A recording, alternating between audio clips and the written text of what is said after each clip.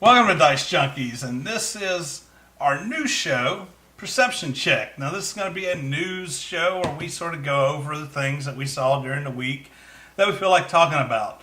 This basically just comes from our random encounters. We had news in the list, and at the end of the show, we were like, well, damn, I wish I would have been able to talk about that. Now it's dated. And now it's dated.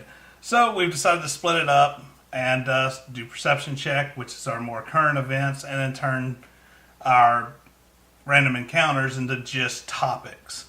So anyway, thanks for watching. This is Perception Check, and I'm here with Xenodamus, Q, Damien. All right, let's get started. So the first thing we saw this week, I think that caught our attention, was Nintendo plans to release 2 or 3 mobile games every year. Now, this is mostly news because Square and several other developers who have done games for Nintendo have been releasing things on mobile for a while and been having pretty good success, where Nintendo has not been wanting to release a lot of things. Now, recently they did the Mario Run, and I think that's what brought this up, was, are you going to continue to do that? And they did say yes 2 or 3 times. Now, you had a good question about it, though. Well, yeah, because considering that they're talking about new games, I was worried that this promise of a certain number of releases without any more details on it was a promise of quantity over quality. Yeah. Because, I mean, it'd be like somebody saying, I'm going to put out 3 books a year. Well, you've kind of pigeonholed yourself into doing that now, and you're not guaranteed that the quality is going to be up to snuff. What happens if you get behind or you don't get enough material? Are we going to see good games coming out, or are we just going to see them cranking out, whatever they can get their hands on just to fill these numbers? Well, and from what I got to, they didn't actually say if these were going to be original games or if these were going to actually be re-releases of Nintendo's titles. Like, are we going to see, like, Mario, Mario 2, Mario 3, stuff like Mario that? 64? Yeah, brought over to mobile? Or are they actually just doing Mobile games. Yeah, we're just going to do mobile games. We have a development team and we're making new stuff. We're not converting old stuff. They didn't really say. So. Yeah, and on the side note, they've always been a little bit tight-fisted with their games, when they release, what they're releasing on. Which is a shame, because I think there's money to be made by being a little more open. I mean, these licenses are associated with them. They're not going to lose them. Well, no. I mean, honestly, what does it hurt to release these games on mobile, charge a price for them, when you have people that are using, and I'm not saying this is the proper way of doing it, but you have people using emulators to play these games anyway. So if you have a way of monetizing it so that I don't have to use an emulator to play, I don't see what's stopping it. And some of these games, honestly, I don't consider really necessarily console stuff anyway. I mean, to me, Mario Kart and Mario Party are games that you might as well call them Mario Kart would be awesome mobile. Yeah, I mean, you're out, bam, play some Mario Kart, get on and play with a friend on Mario Kart. But it's not something that when I sit in front of my, $400 console, I want to play Mario Kart. I'd rather play something a little bit more. Yeah. Now, Damien, I know you're not big into mobile gaming. Do you have anything on this? Not really. Like you said, I don't play mobile. I don't like it at all. Yeah. But I mean, if it keeps Nintendo relevant and it opens a field for them that they haven't previously exploited before, why not? Exactly. All right. So next on our list we have Marvel has revealed 6 young stars of its Runaways series, which is going to be on Hulu.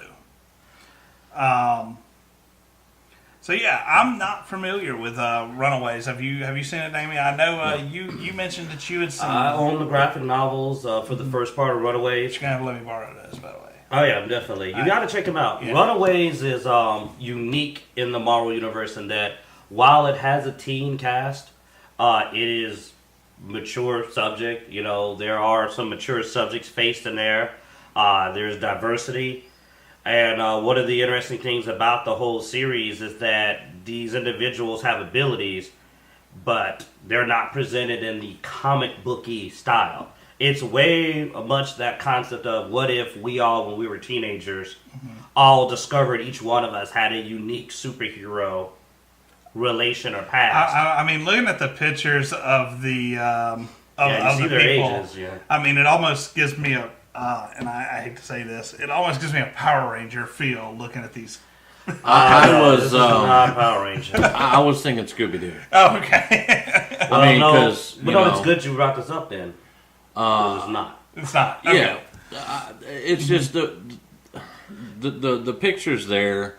You know, it looks like you've got the brainy one, you've got the sexy one, you've got They do not fit those stereotypes for long. Okay. That's why I said this is actually gets outside of what you expect. That's the cool part. Is at first you expect that traditional. No, it goes. And I will say this. I don't know if they're going to change it for this, but this is probably not for the 13 and 14-year-olds. This is not the Power Ranger crowd. This is going to be for, I hate to say this, angsty teens, but it's way more that age demographic, 16, 17, 18, 19, MTV crowd. Right.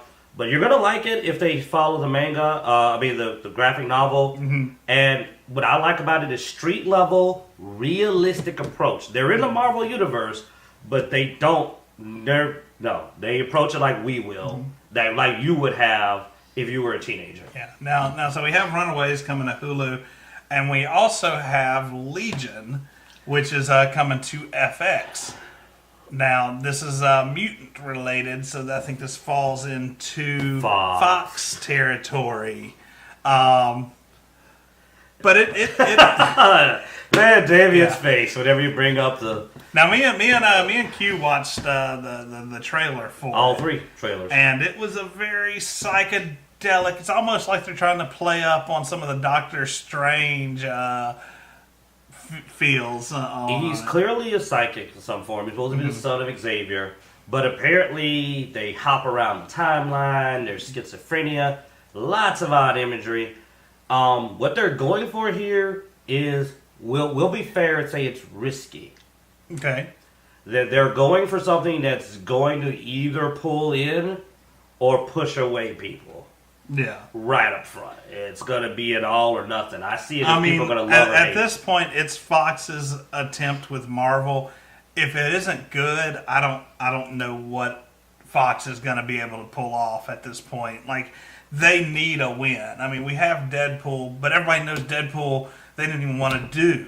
So Deadpool's his own universe too. Yeah. I mean, their Colossus they use does not resemble any Colossus from the other series. Fox is having so many strikes that it's going to start hurting them. I mean, or it already has. I mean, people hear, oh, another Fox Marvel movie, great. So here they're hitting the TV series. I believe that Logan and Legion are going to make or break them. These are their next big pitches. The problem is Logan has, well, I mean, according to what Hugh Jackman said, there's no way they can capitalize on it past this movie because it's a dead-end movie because it's the last Hugh Jackman Logan movie. So they have to actually use a new Wolverine or do the horrible, he died shortly after the last movie or something. Yeah, well, they're already kind of in a dead zone when it comes to what to go. But how are you going to move on without Wolverine? I mean, that's why I think that's where the rumors of a new reboot coming has spawned from. Now, I mean, they're just way whispers, nothing. And that was back. That's not recent news. That was back in November. But I could understand it. I mean, yeah, you're sort of losing an iconic character, and I mean, look at Apocalypse. Apocalypse did not do well at all. I mean. So you're in a hole. But it would not be the first time that people swapped out actors and kept something going. No. I don't approve.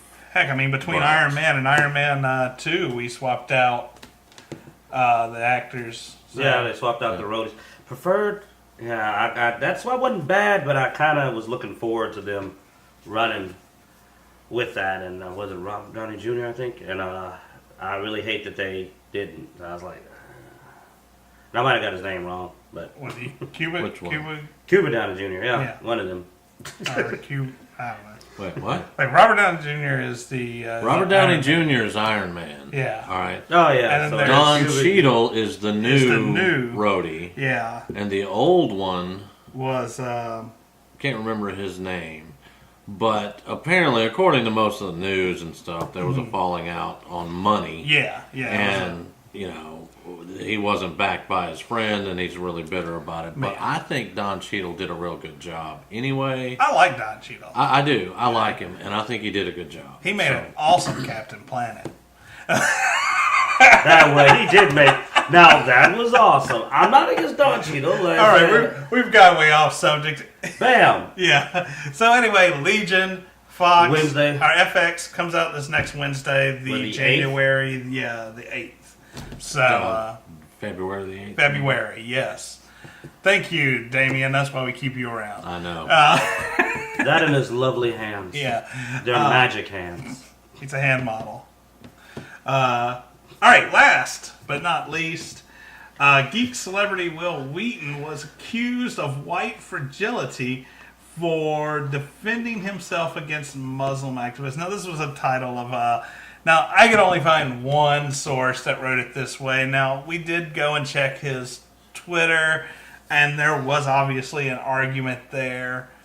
The article we saw, though, was a bit opinionated. So, Yeah. so the information we're working with may be a little bit... Well, and we're not trying to get political here either, because we don't do that. We don't get political. Oh, no, we're here for Wil Wheaton. We're not here for the politics. But no, I mean, we see Wil Wheaton.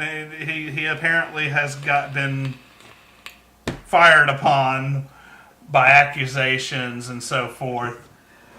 Let's round this out first with saying that step one that you mentioned, Zeno, the Kennedy Zeno, of this, as he stated that mistake number one is he got political. Yes. On his tweet. Tweet's a personal thing. You really don't want to throw your political views out there because you know what? Someone will disagree with you. Well, yeah, if you throw your... I'm not saying you can't. A lot of people do. But expect someone to be But offended. expect the heat. Expect that being fired upon by people that don't agree with you. It's gonna happen. Well, the tenets of the First Amendment, freedom of speech. I can say what the fuck I want to say. Oh, yeah. But that also gives you the freedom to say whatever you want to say back. Yep. So, you yes, everyone has the right to their opinion, but everyone else has the right to shoot them in the ass for it. Yeah. So I hate to see that it's become a big stink, but then again, honestly, it's Wil Wheaton, and I somewhat think he does some of this just for the publicity anyway. He's a dick. He's a dick on purpose. I thought it came natural. Maybe. And don't get me wrong, I like Wil Wheaton. Wil Wheaton's the kind of guy I love to watch on stuff. No, not all stuff, not Star Trek. But I love to watch him on everything else. What? But I love to watch him on everything else. Oh, yeah, no. I love Critical Role. I love other stuff he's been in. He's freaking fun to watch. Wouldn't want to hang out with him, but, I love to watch him do stuff. He's entertaining. He's got his thing going. And to me, he's done a good job of selling himself to the nerd community. But, I don't know if it's white fragility that he kind of reacted that way. Now, I never saw that particularly said in any of the posts. It was more that was more of that person, yeah. He kind of did fire off a little more aggressively than I thought, but at the same time, I know what it's like to be accused of having an opinion you don't have, so I know that, I know that ain't funny. Yeah, I think the real news here is if you want to see some people fight and something heated and interesting, maybe, a train wreck of a show, you should check out Wil Wheaton's Twitter feed and have fun with that. So, but ultimately, I'm gonna stand on this. We know how we feel about social justice warriors who've been following us. So my central opinion is he's allowed to freaking have the opinion he wants. If you dislike it, that's fine. But you do need to realize something. If you're on Wil Wheaton's Twitter, Twitter. If you're on his Twitter, that's a whole nother lifestyle. But if you're on Wil Wheaton's tweet, you came to him. yeah. He didn't come to you. You came to his tweet to find out his opinions. So fuck you. I got to do that. Fuck. You go to. I don't have a tweet. You know why? because I don't even care enough about you to tell you how I feel. But if I had a tweet and you came and had a problem with something, I'd be like, why are you here? Now, that would be my response. Why are you here? Dicejunkies has a Twitter, so you can follow us. It's Dicejunkies LLC, and every time we post a video, it shows up there. We do not talk political, though. But the thing is, if you come to someone's tweet, you're coming there to hear what they got to say. And yeah, that even applies to the press, man. I don't think it's political, but you go to the guy's tweet. You're going there to see him say what you know he's going to say. So you can't really go, you know what the heck he was going to say. Like, you know what he says on this tweet. Yeah. All right, guys. Look, thanks for watching. That's our sort of semi-news update of the week. And we'll do this every week. So just keep a watch out. If you subscribe, like the video, check the description down below. Thanks for watching. Stop tweeting.